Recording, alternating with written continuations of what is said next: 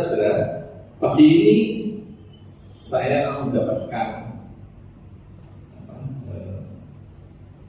perintah untuk memberikan firman dengan tema tetaplah berdoa. Dan untuk itu diberikan juga ayat firman dalam 1 Tesalonika 5 ayat 17 dan 18. Marilah kita baca bersama-sama. 2, 3. Tetaplah berdoa, mengucap syukurlah dalam segala hal. Itulah yang kita berdoa dalam Kristus Yesus. Kali ini saya akan konsentrasi kepada tetaplah doa. Karena bersyukur sudah saya berikan waktu lalu, yaitu bagaimana kita bersyukur, yaitu sesuai dengan apa yang dikatakan oleh almarhum ibu saya. Nek melaku jodara, mengko kesandung pikir. Jadi kalau kita melihat orang yang lebih kaya, lebih senang, maka kita akan iri, dia senang. Tapi ketika kita melihat orang yang hidupnya jauh lebih susah dari kita, pengemis-pengemis yang makannya aja lebih dari sama, maka kita akan bersyukur karena kita masih diberkati Tuhan. Amin, Bapak Ibu. Ya. Oke, sekarang tentang berdoa. Tuhan menjawab doa kita dengan 4 cara. Yang pertama, yes, dan Dia akan mengabulkan apa yang kita minta. Saudara-saudara, kalau Tuhan itu selalu yes, maka manusia nggak bisa mati-mati. Kenapa? Asalnya bilang Tuhan sembuhkan sembuh, mau mati jangan mati, Tuhan tidak mati. Nah itulah saudara-saudara. Tetapi sekali-kali Tuhan juga bilang no. Dia bilang no itu Dia akan memberikan yang lebih baik. Contohnya seorang penjual toko material, dia berdoa pada Tuhan, Tuhan aku pengen jodoh yang bangir, yang bodinya kayak kita Spanyol, ya, yang cekat membahana seperti Syahrini. Tapi ternyata Tuhan memberikan dia jodoh yang pesek, badannya kayak gajah abu bayangkan. Wah, gedenya sama. Tuhan, kok kau berikan yang ini, Tuhan, tidak seperti yang kami minta. Tapi ketika mobilnya mogok, maka si gajah itu mendorong satu orang sudah bisa. Dan ketika kulinya tidak masuk, dia mau muat pasir atau semen, ini wanita ini gampang angkat satu semen satu sak, masukkan ke dalam. Puas sudah. Bayangkan kalau dia minta seperti Syahrini, apa yang terjadi? Untuk kematian hasilnya berapa? Syahrini itu kacamatanya ada 150 juta. Belum parfum yang bagus itu 10 juta. Botol jin. Pasti dia tidak buat karena itu saudara. Mintalah apa yang kita butuhkan, bukan yang kita inginkan. Karena Tuhan tidak akan mengabulkan apa yang kita inginkan, tapi tidak sesuai dengan kekuatan kita. Dan yang ketiga adalah wait atau tunggu. Dan di sini Tuhan akan memberikan yang terbaik. Contohnya Yusuf harus tunggu 13 tahun dari seorang budak menjadi perdana menteri di istana. Dipermuliakan Tuhan karena hidupnya yang berintegritas. Kemudian Daud dari saat diurapi Nabi Samuel sampai menjadi raja, dia harus menunggu 15 tahun saudara. Dan Abraham untuk menantikan Ishak harus menunggu 25 tahun. Tapi saudara-saudara, ada kalanya Tuhan menolak doa kita. Karena apa? Seperti Abraham, Tuhan biarlah Ismail ini adalah anak perjanjian, Tuhan tidak. Anak perjanjian adalah dari Sarah. Kemudian siapa? Daud ketika akan perzinahnya dengan Bathsheba sakit, dan dia berbulu-bulu berdoa kepada Tuhan, memakai abu di kepalanya, Tuhan tidak kabulkan. Karena itu karena hasil perzinahan, hasil dari dosa. Dan kemudian siapa lagi? Rasul Paulus.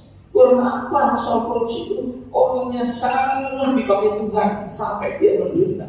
Tapi ketika dia berdoa 3 kali agar duri dan dagingnya dicabut, tidak dikabulkan. Dan apa kata Tuhan? Di dalam kelemahan mulah aku menjadi kuat. Memang saudara-saudara, ketika kita menghadapi masalah, kita selalu haleluya, haleluya. Tapi seperti apa yang saya lakukan, setelah diberkati, haleluya, lupa pada Tuhan. Ya. Bahkan saudara-saudara, Tuhan Yesus itu anak Allah. Ketika di Taman Getsemani, dia berdoa, Bapa, jika boleh, biarlah caranya ini berlalu daripadaku, tapi tidak dikabulkan Tuhan. Kenapa? Kalau Tuhan Yesus dibebaskan dari salib, maka siapa yang akan mengampuni dosa-dosa saudara dan saya? Jadi Tuhan punya suatu kedaulatan atau kuasa, hak prerogatif tergantung pada Tuhan mau mengabulkan atau tidak doa kita, saudara. Dan doa itu tidak dapat sampai ke hadirat Tuhan. Ada dua pendapatnya, yaitu Allah sendiri dalam Ulangan 28 ayat 23. Untuk Tuhan membuat langit di atas kepala kita menjadi tembaga dan bumi menjadi besi. Bumi tidak dapat dipahami dan doa kita tidak sampai ke hadirat Allah. Kenapa? Karena bangsa Israel tidak melakukan dan setia segala perintah dan ketetapan Tuhan. Dan iblis juga membuat doa kita dihalangi supaya tidak sampai ke hadirat Tuhan. Nah, saudara-saudara, ini dalam Efesus 3 ayat 6, Efesus 6 ayat 12, kali kita baca sama-sama. Karena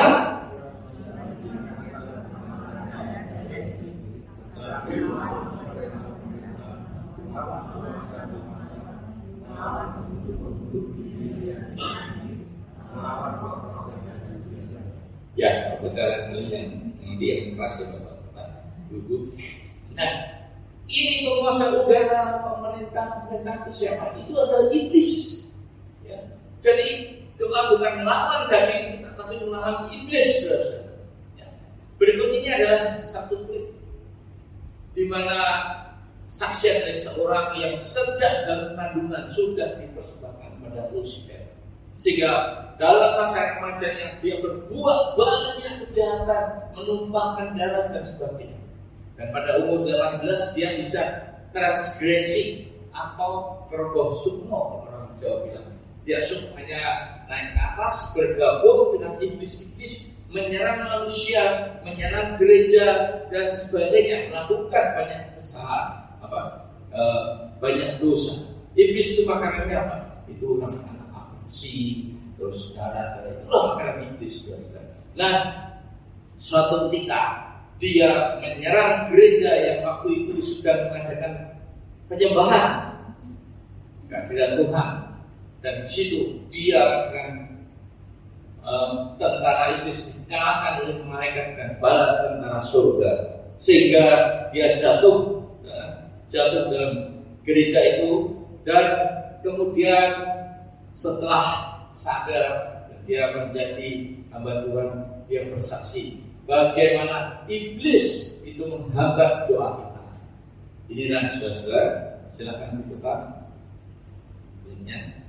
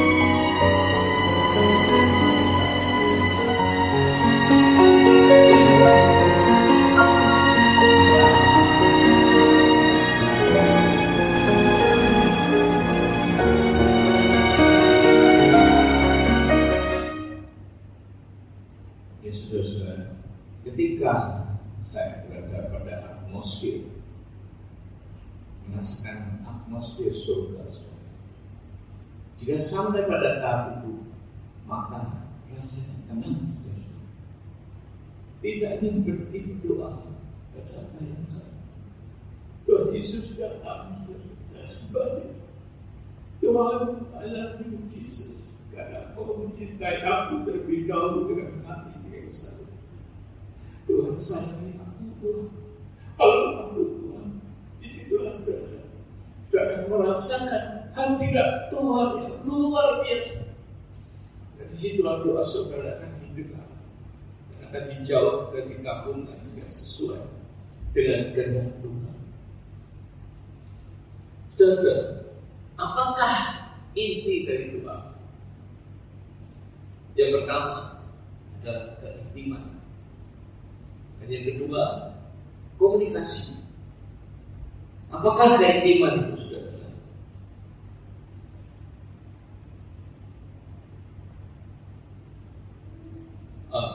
Keintiman dalam Matius 6 ayat 6 dikatakan, jika kamu berdoa, masuklah dalam kamar, kuncilah pintu, ya, maka Bapa-Mu yang ada di tempat tersembunyi, yang melihat yang tersembunyi akan membalas kepadamu. Saudara, masuk dalam kamar suami istri.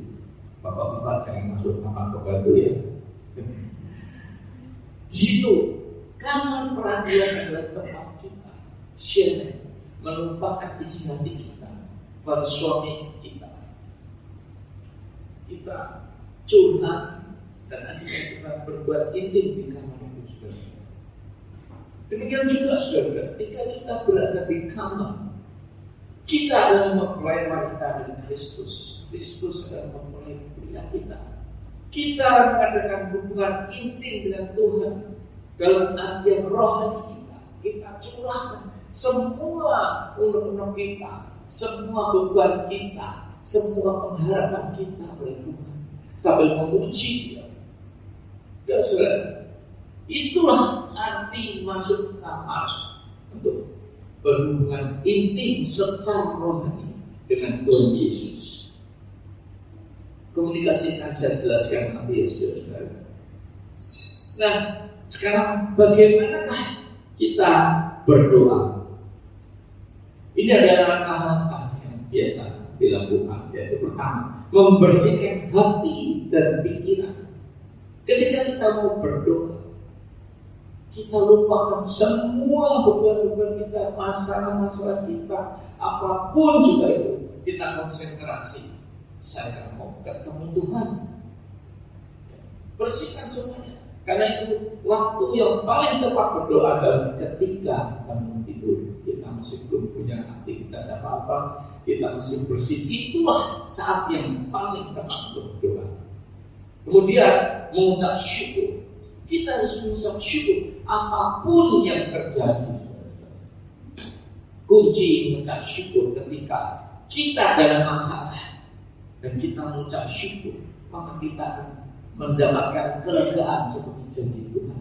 Kembali kepadaku, kau yang lelah dan berbeban berat, aku akan memberikan kelegaan bagimu.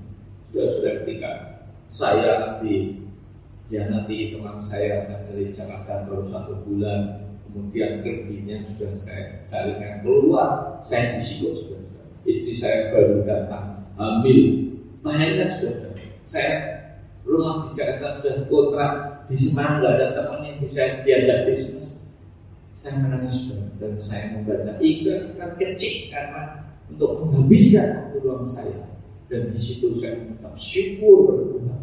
Tuhan terima kasih Tuhan, sekalipun begini aku mesti dapat makan. Mengucap syukur terus, kita saudara mengucap syukur kepada Tuhan, maka saudara menangis karena merasakan bagian baiknya Tuhan itu. Ya saudara, di sini haleluya, haleluya itu artinya memuji Tuhan. Nyanyikan, ucapan syukur, doa ucapan syukur. Jangan pernah merasa oh nasibku baik begini, jangan sekali. Kemudian lakukan penyembahan dalam roh dan kebenaran. Allah itu dapat menciptakan langit dan bumi hanya berkata jadilah terang, jadilah ini, jadi semua Tuhan. Nah, saudara, tetapi satu hal yang Tuhan tidak dapat lakukan adalah menyembah dirinya. Karena itu firman berkata dicari penyembah dalam roh dan kebenaran. Saudara, menyembah itu ada dua macam. Ketika saudara sebagai entertainer, ya, mungkin WLC pemusik, mereka dengan keren, indah, tapi tidak ada hadirat Tuhan. Karena apa? Karena mereka mengharapkan puji-pujian dari penonton. Tapi ketika kita membuat mesbah, penonton adalah Tuhan Yesus pribadi. Kita lakukan dengan roh.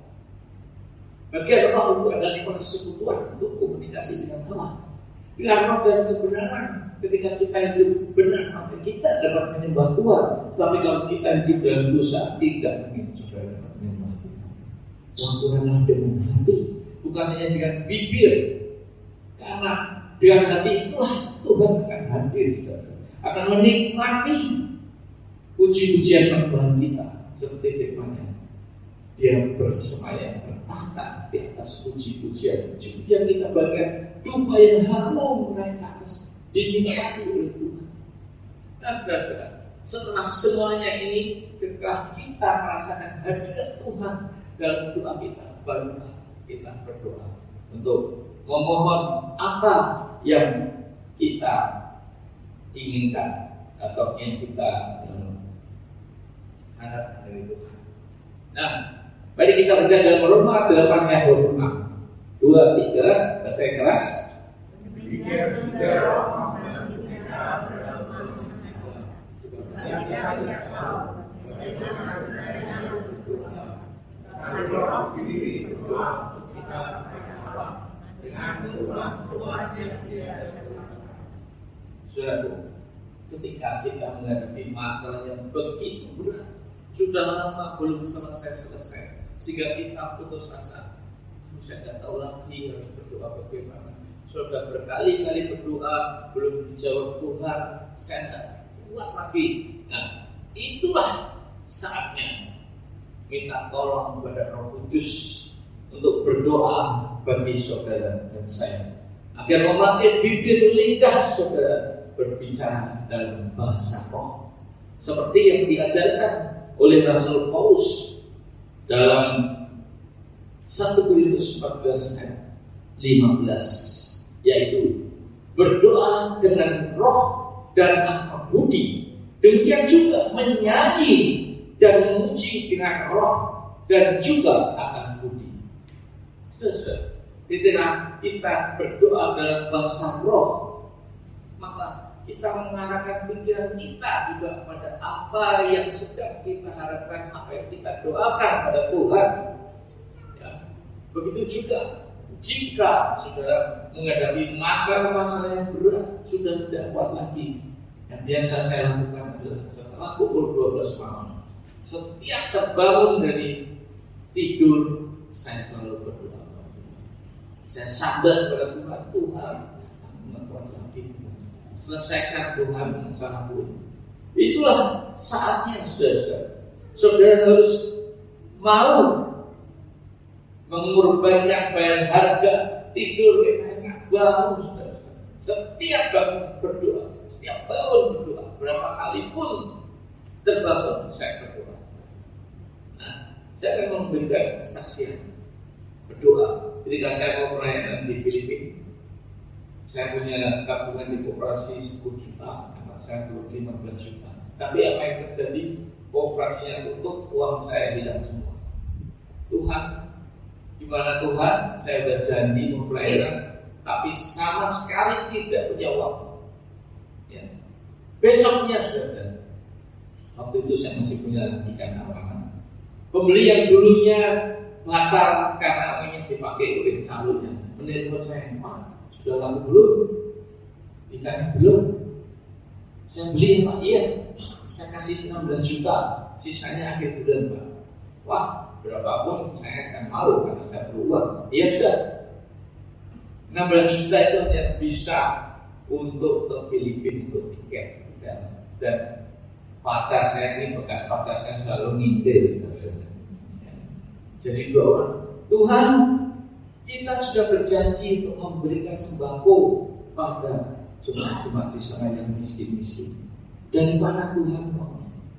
Kalau berdoa itu jangan formal, saudara. Kita punya Allah itu Bapa kita, maksud kita berbapa itu formal. Ya, seperti anak pada bapaknya, minta dikasih hati, minta apapun. Kalau kita dekat dengan Bapa, akan diberikan. Ya saudara-saudara.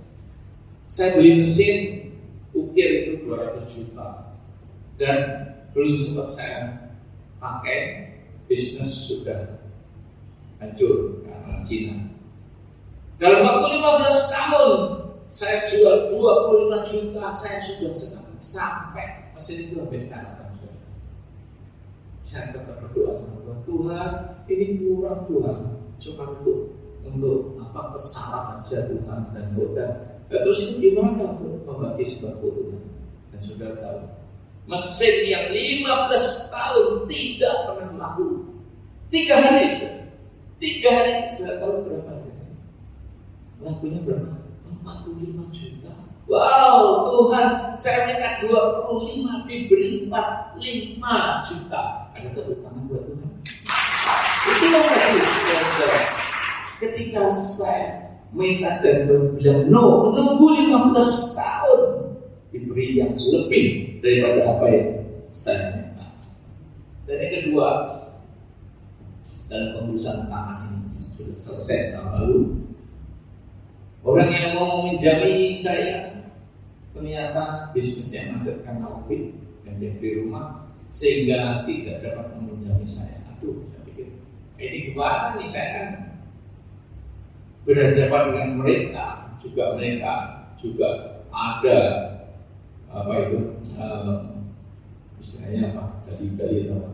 Saya menghadapi mereka bagaimana? Semalam saya berdoa, Tuhan setiakan dananya Tuhan selalu. Dari mana dananya Tuhan ini sudah selesai. Dan besoknya saya mencari kredit di koperasi, di Pegadaian, di Bank Pasar, semua yang tidak ada memberikan kredit karena masa COVID.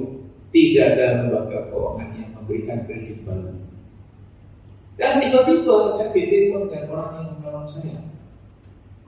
Saya pinjemin uangnya, tapi syaratnya harus buyback. Artinya tanda tangan di notaris, ganti nama dia.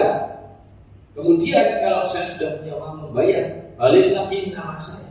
Dan untuk itu saya pasti habis 200 juta untuk pajak jual beli 15% plus notaris dan ini itu 200 juta saya habis. Dan tapi sudah apa yang terjadi? Ternyata rumah saya itu masih diroyal. Jadi kalau pinjam bank, rumah itu di BPR dikunci, nggak bisa dijual. Dan kalau ini belum diangkat royalnya, maka tidak dapat dilakukan akte jual beli. Pak, ini di royal belum diangkat Pak, perlu waktu.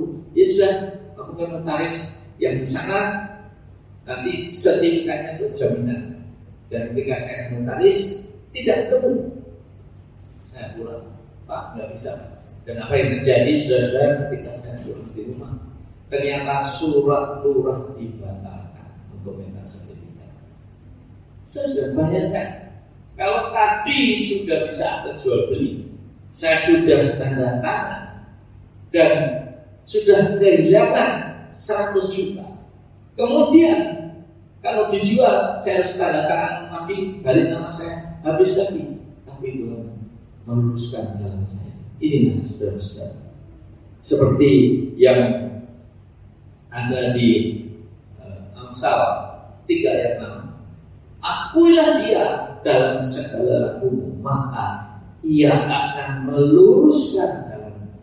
Terus ini tadi bukti kalau saya mengakui Tuhan, maka jalan saya diluruskan, saya tidak jadi rugi, saudara-saudara. Ya, tidak jadi rugi kena jual beli. Nah, saudara, mengapakah kita harus berdoa?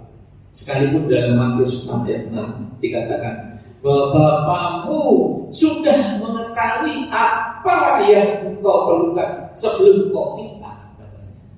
Dan dalam berdoa itu jangan berdiri-diri seperti kebiasaan orang yang tidak mengenal Allah dalam Matius 6 ayat 7. Kita tetap harus berdoa sekalipun Tuhan itu Maha Tahu, Maha Kuasa. Oh, ini sudah ketok, gue bakalin dari apa? Ya, tetap berdoa. Nah, saudara, inilah saudara yang pertama dan terutama doa dimaksudkan untuk apa? Mempermuliakan Allah itu sendiri. Allah menghendaki agar kita mengenal Dia sebagai yang maha tinggi dan yang maha mulia, yang bersemayam di surga untuk selamanya. Dalam Yesaya 57 ayat 15. Doa adalah untuk mempermuliakan Tuhan. Yang kedua, Allah menghendaki apa? Agar kita mengalami kuasanya yang universal. Allah menghendaki agar kita menyembah Dia, dan doa-doa yang sungguh-sungguh merupakan suatu tindakan penyembahan. Kita harus mengakui bahwa Allah itu Allah yang berkuasa secara universal, saudara. Dan Dia menghendaki kita menyembah. Dan doa yang sungguh-sungguh adalah penyembahan karena kita mengakui kedaulatan Allah, mengakui hak prerogatif Allah, seperti presiden untuk menentukan siapa itu, gubernur atau apapun atau kabinet, itu adalah hak prerogatif presiden, siapa yang akan saya pilih. Demikian juga Allah mempunyai hak prerogatif yang harus kita hormati. Yang ketiga adalah doa memberikan kemuliaan kepada Allah, karena dalam berdoa kita mengakui ketergantungan kita kepada Allah saja. Kemudian komunikasi dalam doa. Dalam berdoa bukan hanya kita yang terocos terus, ya, kita juga harus belajar mendengarkan suara Tuhan atau rotus, karena doa adalah komunikasi dua arah. Caranya bagaimana, saudara? Kita harus berkonsentrasi, kita tutup mata, meditasi, bebaskan semua beban-beban pikiran, arahkanlah telinga kita untuk mendengarkan suara Tuhan atau rotus. Biasanya, saudara, ketika kita mengarahkan hati pikiran kita untuk mendengarkan suara kudus, maka telinga ini mendengarkan seperti bunyi jangkrik, bunyi apa, itu yang saya rasakan, saudara. Ya. Nah, kepekaan ini memang tidak mudah dan harus dilatih terus menerus. Bahkan sampai sekarang, saudara, saya belum dapat mendengarkan suara Tuhan atau Roh Kudus secara dari telinga saya. Nah, di Amsal 4 ayat 20 dikatakan, mari baca sama-sama. Hai anakku, perhatikanlah perkataanku, arahkanlah telingamu kepada ucapan. Inilah, saudara, kita dalam mendengar suara Tuhan itu kita harus mengarahkan telinga kita kepada ucapan suara Tuhan. Jangan memikirkan apa. Ketika konsentrasi saya tidak pecah, memikirkan apa masalah atau memikirkan rumah, maka hilang. Kita tidak akan lagi dapat mendengarkan suara Tuhan. Suara Tuhan itu dapat audible, tetapi ini sangat jarang terjadi kecuali kita sudah mempunyai keintiman hubungan yang sudah sangat dengan Tuhan, sangat dekat dengan Tuhan. Hanya satu nabi yang dapat bercakap langsung dengan Tuhan, berhadapan dengan Tuhan, yaitu Musa. Jadi sangat diragukan, saudara, itu ada hamba Tuhan yang bersaksi bicara. Saya tidak Tuhan bicara. Tuhan, saya pernah ini, Tuhan zaman ini. Itu adalah bohong. Tidak mungkin kita dapat bercakap-cakap dengan Tuhan seperti bercakap-cakap dengan teman kita. Ya. Nah, saudara-saudara, yang sering saya alami, Tuhan itu menjawab doa saya lewat mimpi atau Roh Kudus berbicara lewat intuisi. Intuisi adalah bagian dari roh kita. Ya. Mimpi yang sangat jelas dan membekas dalam memori adalah dari Tuhan dan akan benar-benar terjadi. Yusuf juga bermimpi sebenarnya, ya, dan terjadi setelah 13 tahun kemudian. Nah, dalam persidangan PTUN saudara, saya paginya bermimpi permohonan saya ditolak. Saya bicara dengan guru Roni saya, itu mungkin bahwa cuma aja saking terpengaruhnya. Tapi apa yang terjadi?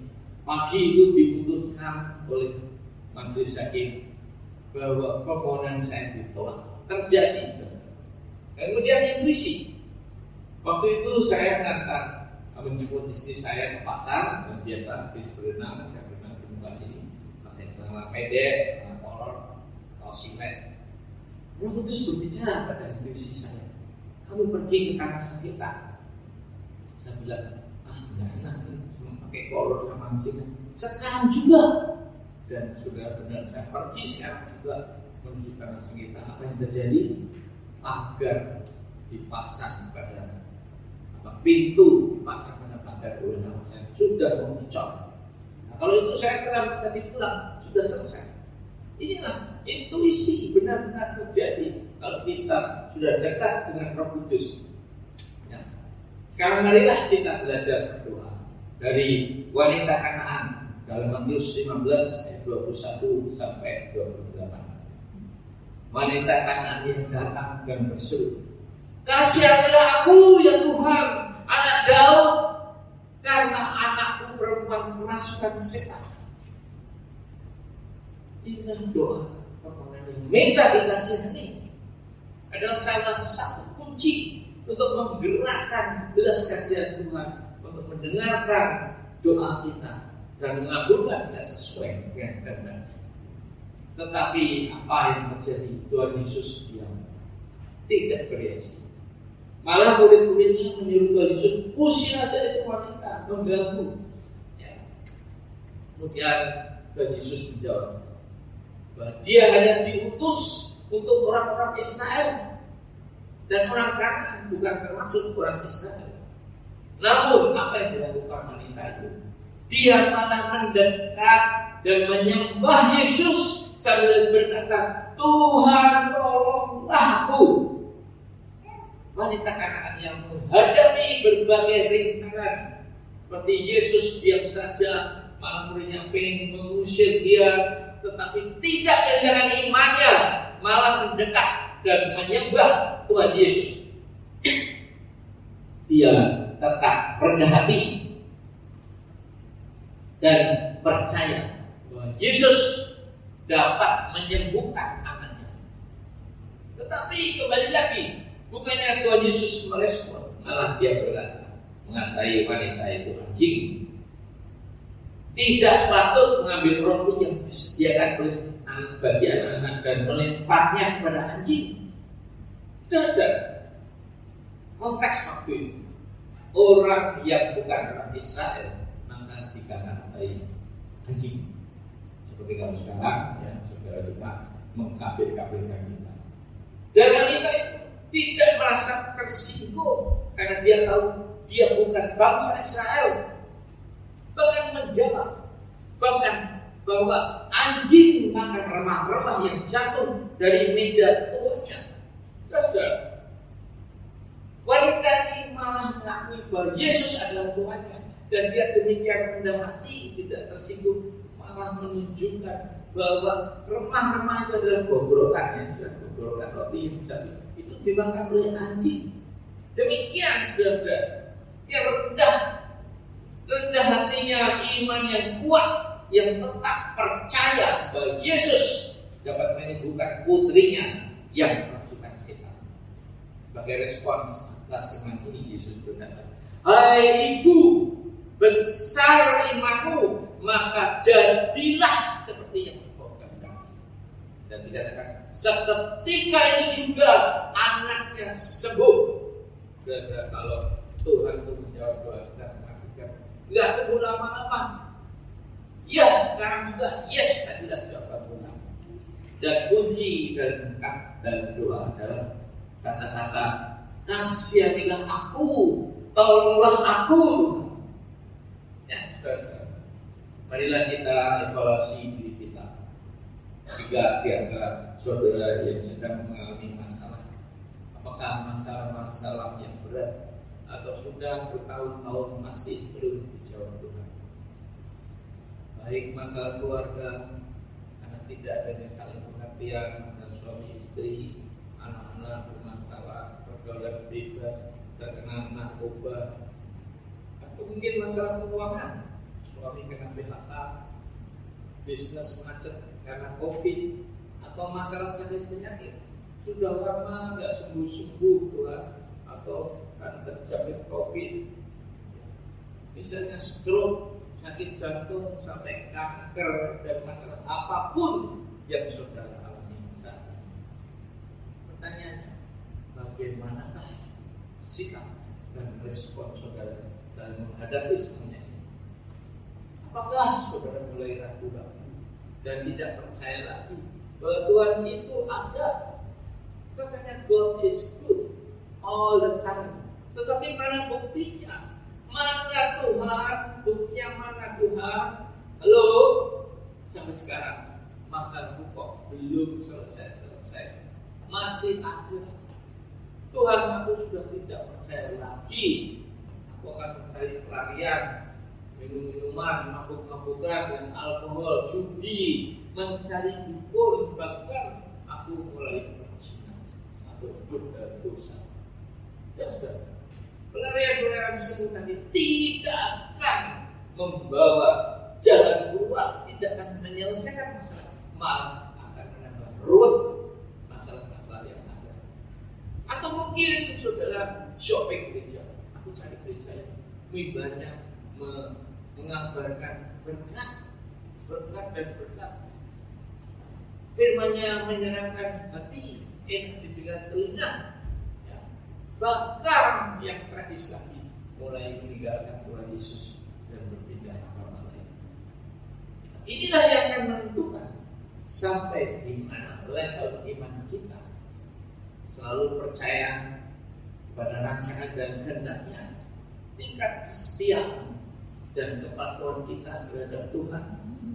Apakah kita hanya mencari Tuhan hanya karena berkat saja, seperti kata Tuhan Yesus, kamu mencari aku karena kenyang setelah makan roti. Nah, atau yang kita cari dari Tuhan Yesus adalah anugerah keselamatan hidup kekal di surga. Ini yang akan menentukan sikap saudara dan saya ketika menghadapi masalah yang demikian berat.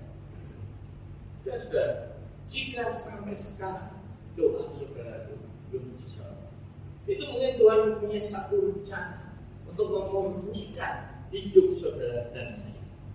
Dia ingin membuang segala kerak-kerak dosa yang masih melekat dalam hidup kita, atau mengubah karakter-karakter kita yang jelek agar menjadi seperti emas yang murni. Dalam Yeremia 29 ayat 11 dikatakan, saudara-saudaraku, rancangannya bukan rancangan kecelakaan, melainkan rancangan damai sejahtera untuk memberikan kepada hari depan yang penuh harapan.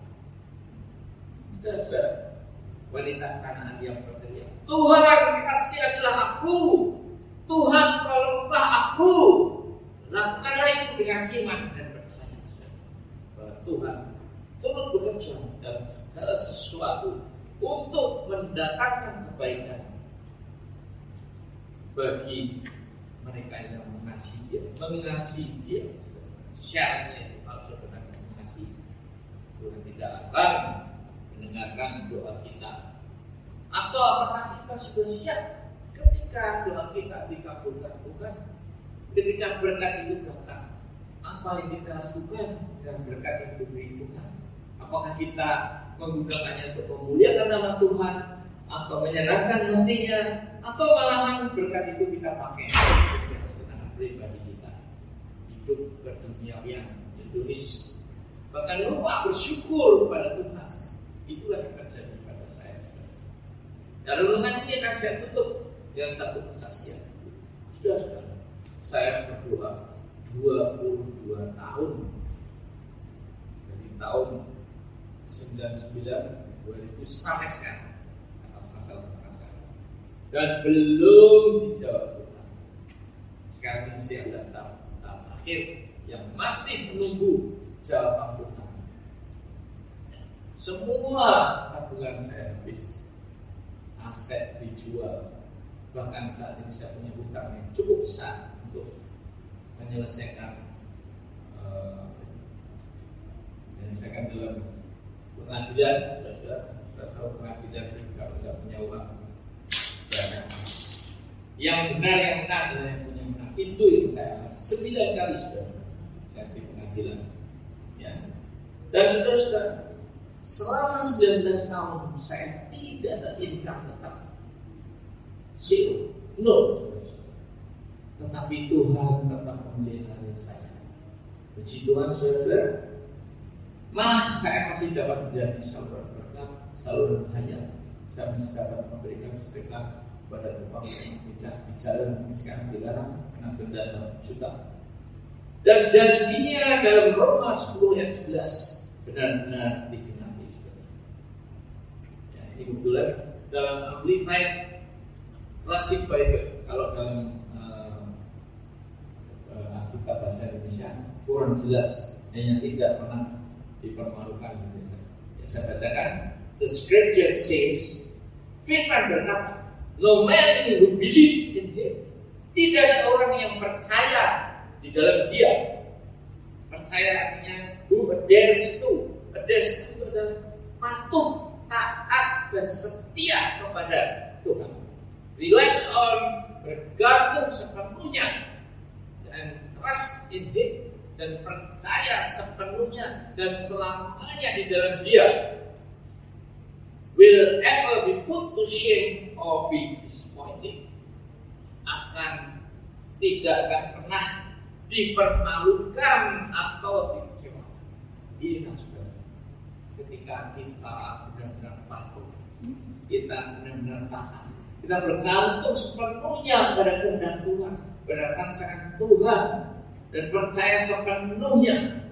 Trust itu berarti percaya sepenuhnya dan selamanya. Kalau believe itu hanya sementara saja, saudara-saudara. Nah, ketika saudara percaya sepenuhnya pada Tuhan, seperti yang lalu pernah saya utarakan, Nick Walinda yang menyeberangi Niagara Falls, air terjun Niagara, dan anaknya ternyata mau digendong. Tidak akan jatuh mati. Itulah hati percaya. Sepenuhnya Tuhan tidak akan membuat saya sengsara. Itulah. Nah, saudara-saudara, doa yang belum dijawab, doa saya ternyata membuat iman saya naik levelnya, meninggalkan dosa-dosa dagingan. Saya dulu waktu supaya nggak frustasi, saya tenis taruhan, saudara-saudara.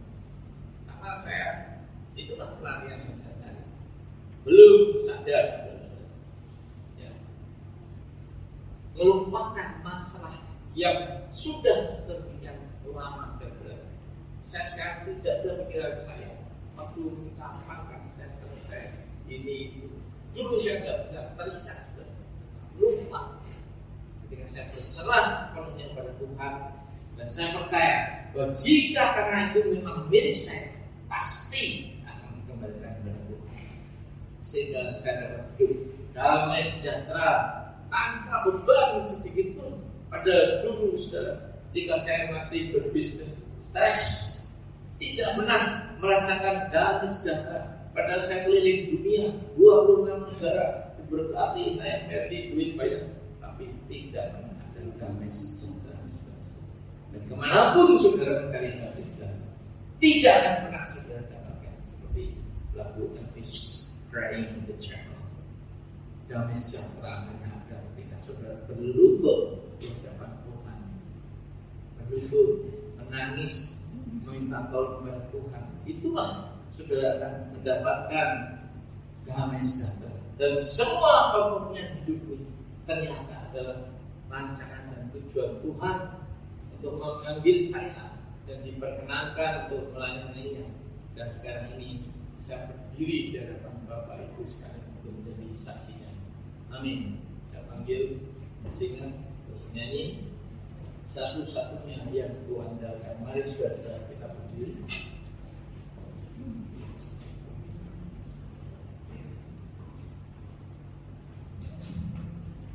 Ya, singer. Silakan maju. Ya.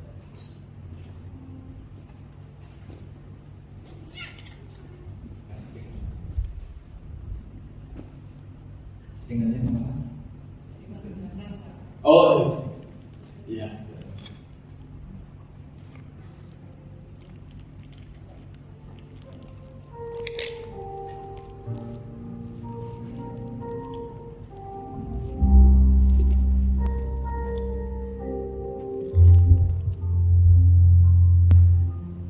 Kasih. Tuhan, kalau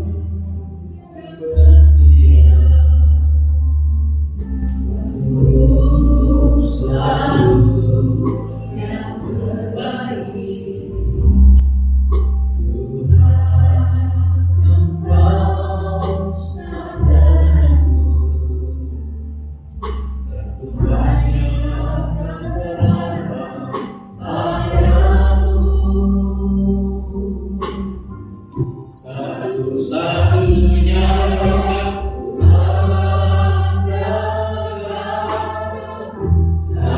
satu-satunya yang percaya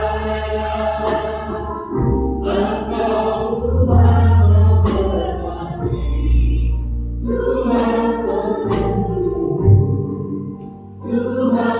memulihku.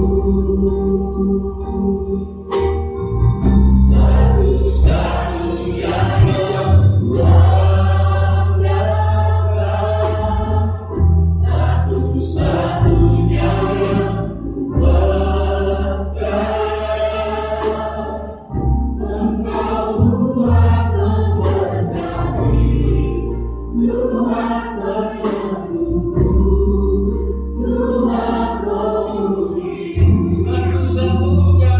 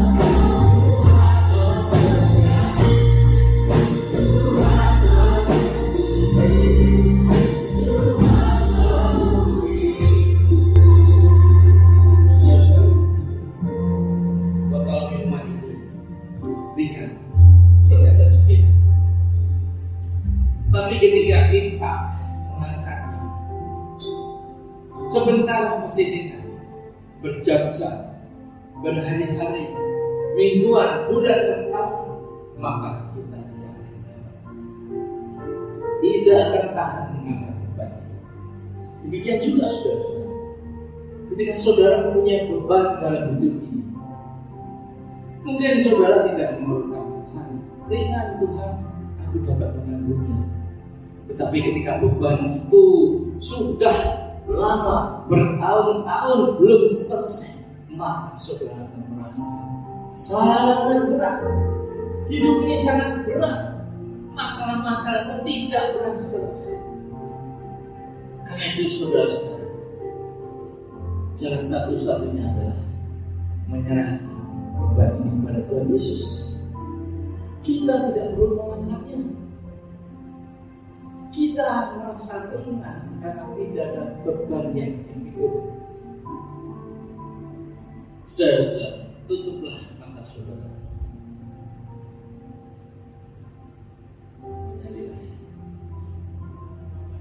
Aku bersama kami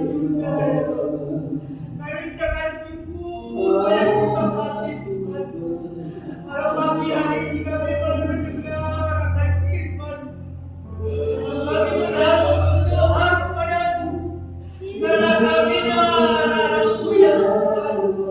Baiklah ya Bapa yang kudus, Kau tahu kehidupan manusia yang ada di dunia ini. Tapi ada Tuhan yang menyayangkan, Kau tidak berbalukan ya Bapa. Abamu telah menyebut iman pada ini. Berikan pertolongan kami ya Bapa. Ya kami percaya akan Tuhan yang Tuhan. Buatkanlah itu ya Bapa. dengan hati Ya Bapa. Ya Bapa. semuanya Anak-anak kami serahkanlah. Haleluya.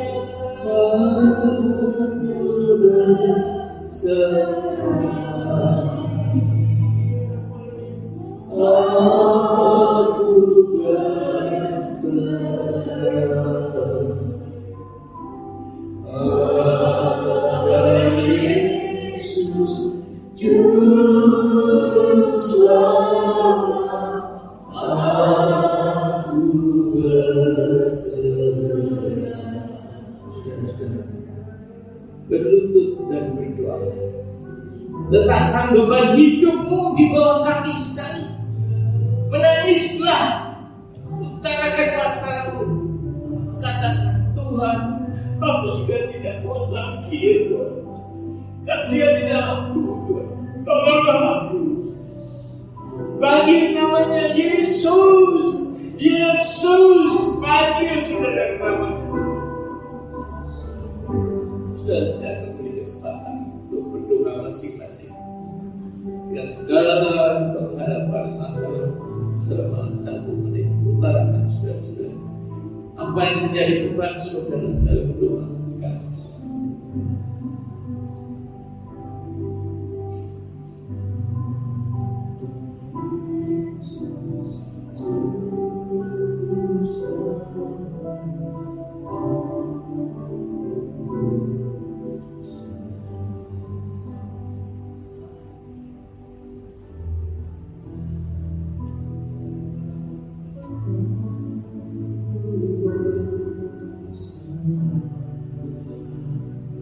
Aku berserah. Hanya Kaulah satu-satunya harapan. Kaulah satu-satunya yang percaya. Kau yang mampu mengatasi berbuat apapun juga. Mujizat yang balas. Yes. Dan sambil tutup mata, angkatlah tangan saudara yang punya masalah sakit penyakit, masalah kehidupan, keuangan, dan sebagainya. Saya akan berdoa bagi saudara. Angkatlah tangan saudara. Haleluya. Haleluya. Tuhan, Kau lihat ada kami yang mengangkat tangannya Tuhan. Yang mungkin sekarang sudah mengalami masalah apapun juga ya Tuhan. Masalah keuangan, masalah keluarga, masalah sakit Tuhan. Kasihanilah mereka Tuhan, tolonglah mereka. Dengarkan doa mereka Tuhan.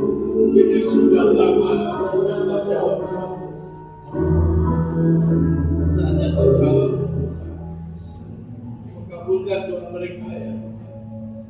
Mereka semuanya yang pulang dari gereja ini mengalami damai sejahtera dan mengalami terobosan, sakit penyakit sudah tersembuhkan ya Tuhan. Masalah-masalah kau berikan jalan keluar karena Kau adalah Allah yang setia. Ya Tuhan, terima kasih ya Tuhan. Terima kasih. Mari kita menyanyi lagi, aku berserah.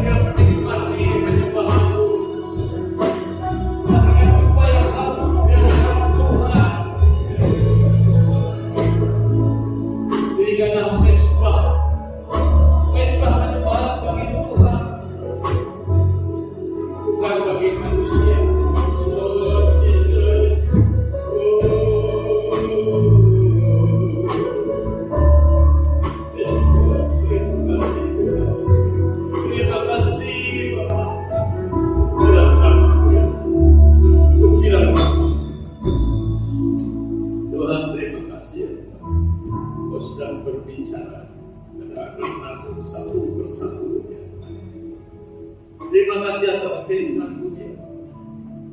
Dan biar mulai saat ini ya Tuhan, kami percaya bahwa Engkau-lah penyembuhku ya. Segala sakit penyakit saat ini juga Engkau jamah, Engkau sembuhkan Tuhan. Segala sakit penyakit, segala masalah-masalah Engkau berikan jalan keluar ya Tuhan. Sehingga dengan demikian nama-Mu dipermuliakan. Dan anak-anak-Mu kembali tidak dengan sia-sia, kembali ke rumah dengan iman, dengan suatu kepercayaan bahwa Engkau-lah Allah penyembuh ya Tuhan, Allah yang berkuasa. Ya kami mengakui kedaulatan-Mu dan hak prerogatif-Mu ya Tuhan. Dan doa-doa kami Engkau sendiri yang akan menjawab. Terima kasih Tuhan. Tuhan, pakailah juga pendeta Timotius dan keluarganya dan juga para aktivis di sini Tuhan, untuk memuliakan nama-Mu, untuk menjadi terang bagi kegelapan yang masih ada di sekitar kami ya Tuhan. Ya Bapak, biar gereja Engkau berkati luar biasa, luar biasa. Kau pakai hamba-hamba-Mu, terutama pendeta Timotius ya Tuhan. Haleluya Tuhan. Terima kasih Tuhan. Kami sudah mendengarkan suara-Mu. Kami berhenti berbicara, tapi Roh Kudus teruslah bekerja. Mari ya rasa